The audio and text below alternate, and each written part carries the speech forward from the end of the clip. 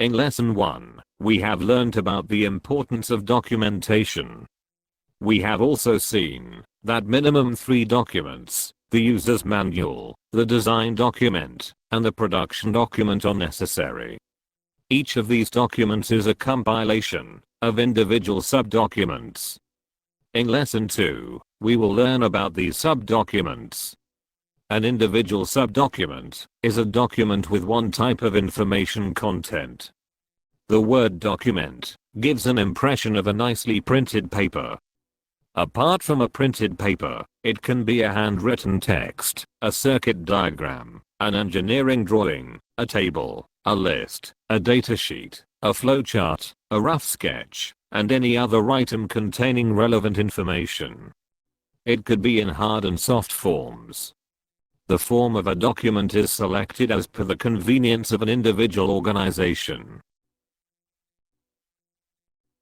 We will learn about some of the documents shown on screen in detail. There could be more documents as per requirement. Before we look into details of each of the above documents, let us learn more about some important requirements of a document. One of the important requirements is the size of a document. It will be the choice of the organization to standardize on size. Different points such as the printer size, copier size, industry standard, and size of the drawing table can be considered.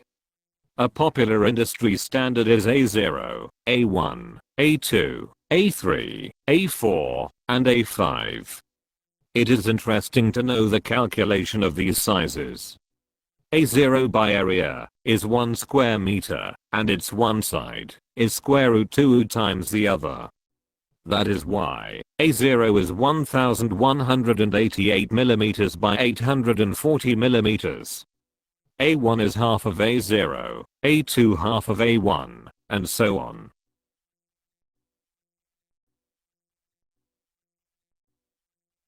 Another important requirement is the format of the document. Format is the layout of the document.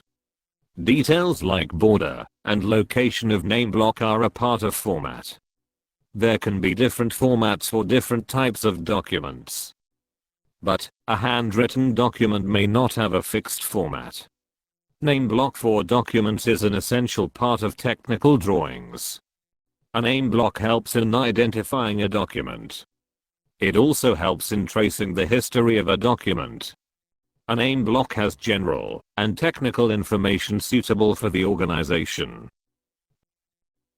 For documents like handwritten documents without name blocks, title and date are useful. A document numbering system will be helpful in easy storage and retrieval of documents. Suggested contents of name block are shown on screen.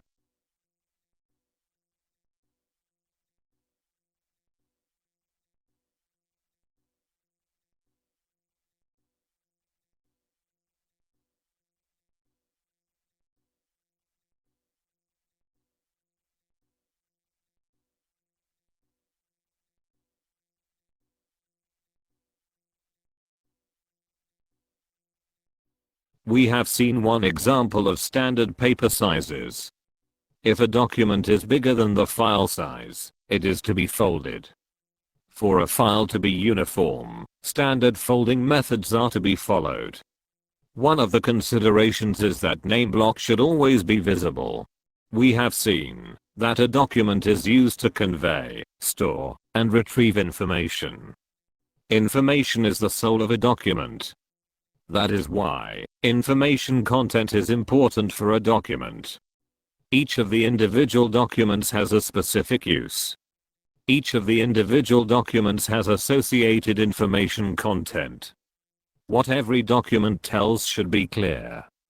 Let us look at some individual documents in detail. First, let us consider a circuit diagram. A circuit diagram is useful for preparing a PCB layout and artwork, for fault finding during assembly, design, and maintenance. Let us look at what are the information contents of a circuit diagram. Schematic is another term used for a circuit diagram. It is a schematic representation of an electrical and electronic circuit. Components are represented by circuit symbols. Various standards are available for circuit symbols. An organization can prepare a standard symbol list. All circuit symbols are drawn from this list. This standard symbol list or drawing is updated as and when required. Component numbers are identification numbers of each component. For example, R5 indicates resistor number 5. Along with circuit symbols, component identification is also standardized. It can be U for IC, C for capacitor, L for inductor, and so on. On actual assembly like a PCB, these numbers are in sequence. Reason is, after referring to a circuit diagram, a component can be easily located on the actual circuit. Component value with complete specification helps in assembly. Some tips are as follows. Unused gates should be shown. In short, all pins used or unused are to be shown in the circuit diagram. Description of connectors should be included. Test points should be shown and numbered. No component should be missing. It should also include decoupling capacitors and jumpers. Any other information, like jumper meaning, port addresses, etc., can be added. Next one is a wiring diagram. It is used for assembly, testing, installation, and for troubleshooting. It can have information about harnesses and cables.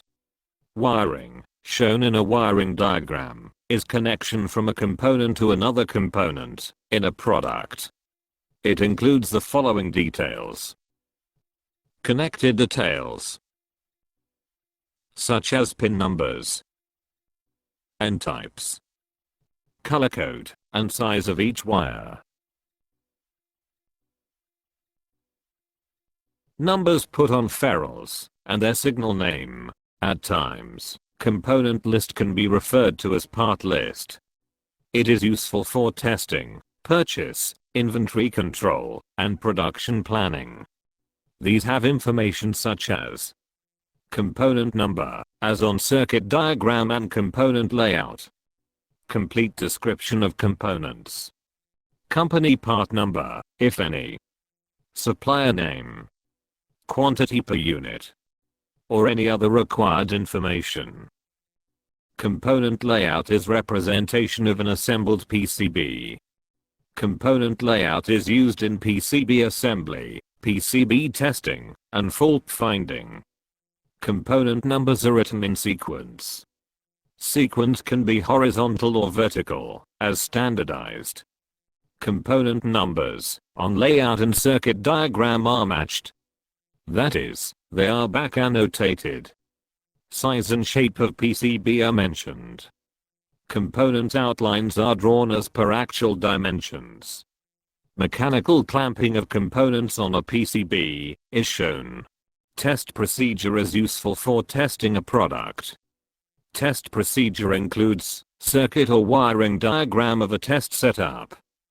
Details of instruments and tools used in a test setup. Step-by-step test procedure.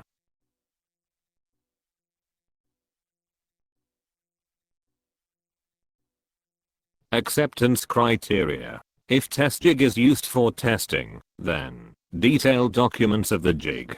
Software structure diagram is breaking up software into smaller modules in a top-down manner. It is used in writing and understanding software. It has information like modules and sub-module names. Functional description of module. Functions or subroutine names if any. Mechanical assembly drawing shows the complete assembly of a product. It is useful for assembly, troubleshooting, and disassembly. Its contents are various sub-assemblies and parts. All fasteners like screws. If required, a sectional view is shown. If necessary, more than one drawing for complete representation. Material used is mentioned. Dimensions with tolerances. A few more documents, apart from those listed on previous screens, can be maintained. Documents will be as per the requirement of the organization.